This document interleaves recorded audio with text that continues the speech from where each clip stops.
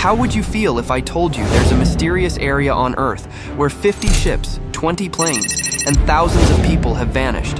The explanation for which is beyond our comprehension. The moment you enter this zone between Miami, Bermuda, and Puerto Rico, compasses stop functioning, time seems to flow differently, and only a handful of individuals manage to emerge alive to recount their tales.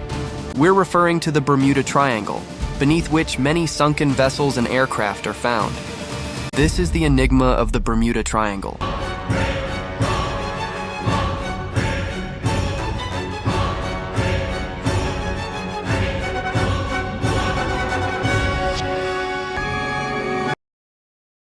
What could be lurking within the Bermuda Triangle?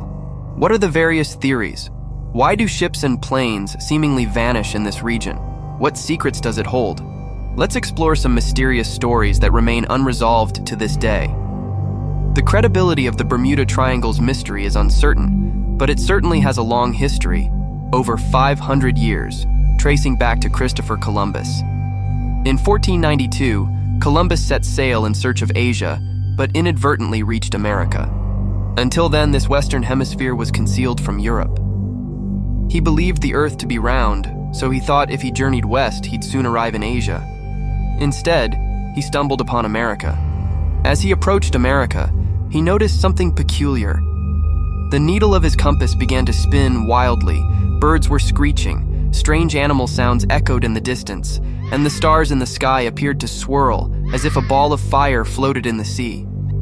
Perhaps it was just the weather, or merely his imagination. Sailors who had been away from home for months and hadn't seen a woman for a long time began to hallucinate, envisioning women among the fish. Thus, the legend of mermaids was born, creatures that are half woman, half fish.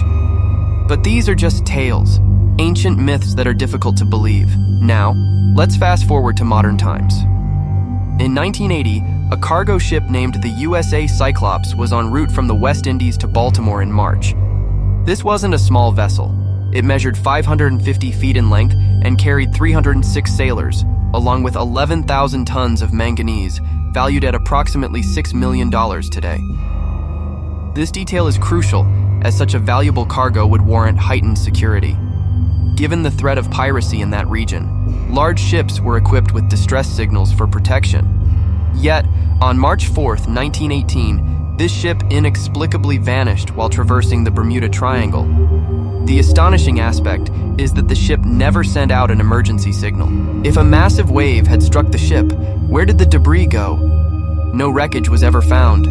Whatever transpired occurred so swiftly that there was no time to react. What could have happened? Several theories have emerged. Some suggest that the manganese on board exploded suddenly, while others propose that a mutiny occurred. Some even entertain wild ideas, like a gigantic octopus surfacing from the depths and consuming the ship. These claims are indeed documented on the American Navy's website. This incident remains the most significant naval tragedy in American history, not involving military conflict, yet it continues to baffle experts even after a century. But the Cyclops is far from the only case. Consider this data. The British Royal Navy's HMS Rosalie disappeared in 1840 without a trace of its crew. In 1872, the Mary Celeste was discovered, but all passengers were missing. The SS Verada vanished in 1909, and in 1945, 5 American torpedo bombers and their 14 crew members vanished without a trace. In 1948, a Douglas aircraft disappeared, followed by a KC-135 Stratotanker in 1965 and a Tiger Moth plane in 1967. These are just a few examples. It appears that ships and planes disappear from various locations within this region. But why? One of the most mysterious and spine-chilling tales to emerge from the Bermuda Triangle is that of the ship Ellen Austin. The year was 1888, and the Ellen Austin, a large, majestic American merchant ship, was en route from England to New York. Captain Griffin, a seasoned and experienced sailor, was at the helm, guiding his crew through the treacherous waters of the Atlantic. The journey had been smooth thus far, and the crew was eager to reach New York in good time. But as the days passed, Captain Griffin made a fateful decision. He spotted a shortcut that could shave off several days from their journey. This unplanned route, however, would lead them straight through the heart of what we now call the Bermuda Triangle. Back then, of course, there was no warning of the triangle's dangers, no legend to steer clear of this mysterious region. So, with confidence in his ship and crew, Captain Griffin veered off their planned course and headed directly into the infamous area. After sailing for a couple of days through relatively calm seas, something unusual caught Captain Griffin's eye. In the distance, a small, seemingly abandoned ship was drifting aimlessly, bobbing along the waves in an odd, irregular pattern. The ship appeared to be moving without direction, swaying to and fro as though under no control. Intrigued and perhaps a bit concerned, Captain Griffin attempted to establish communication with the strange vessel. He signaled repeatedly, hoping to get a response from whoever was on board. But despite his efforts, no reply came. Not a flicker of acknowledgement from the other ship. As the minutes passed and no one appeared on the deck, the crew of the Ellen Austin began to feel a sense of unease. What could have happened to those aboard the other vessel? Why was there no response? After a while, Captain Griffin decided to take matters into his own hands. Despite the apprehension amongst the crew, he ordered a small party to board the mysterious ship and investigate.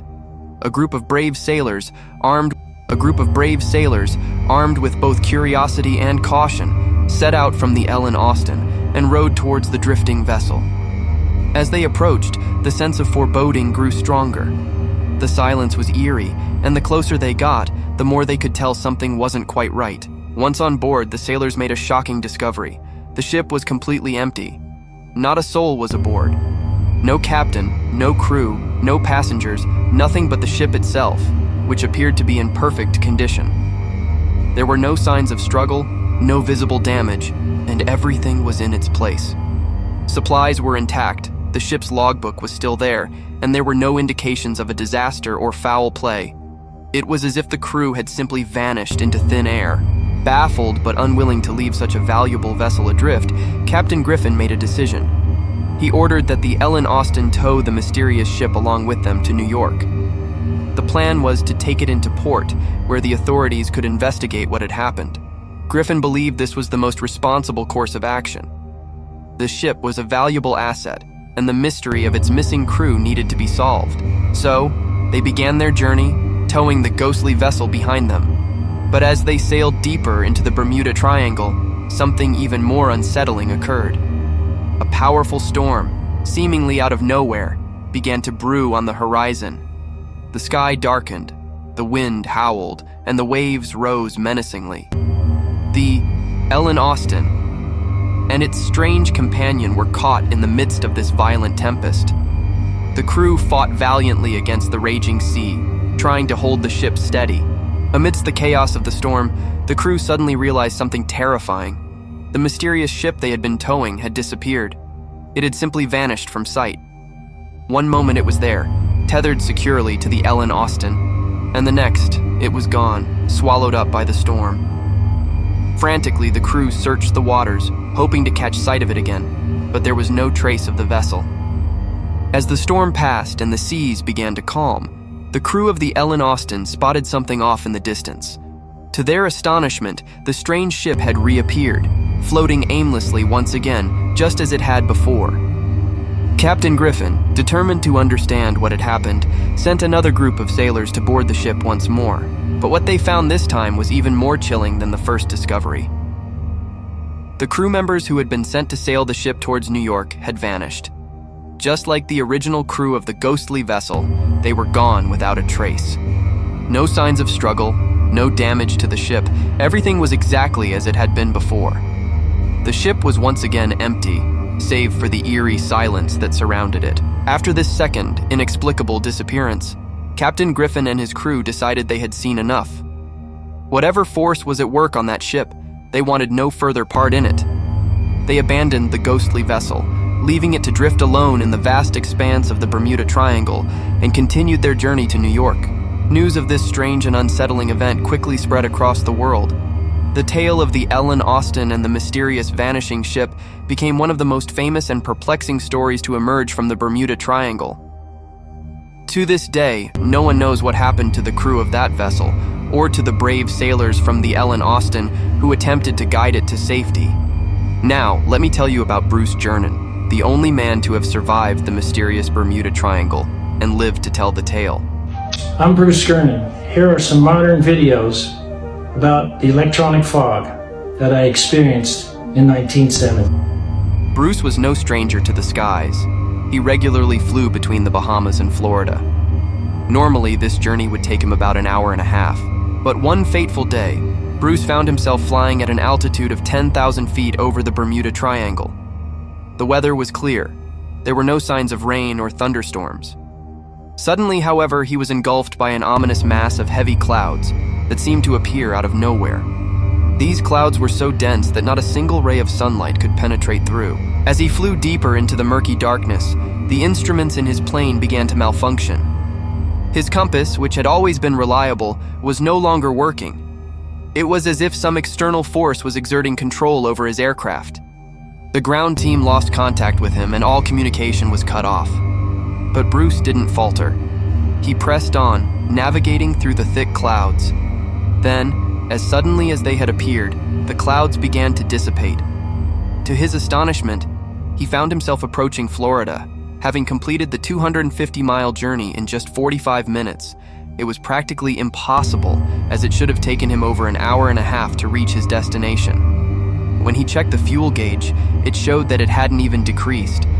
Bewildered, he later recounted this incredible experience in a book he published. Let's examine some theories, both normal and paranormal. The Bermuda Triangle, as you know, lacks any official designation.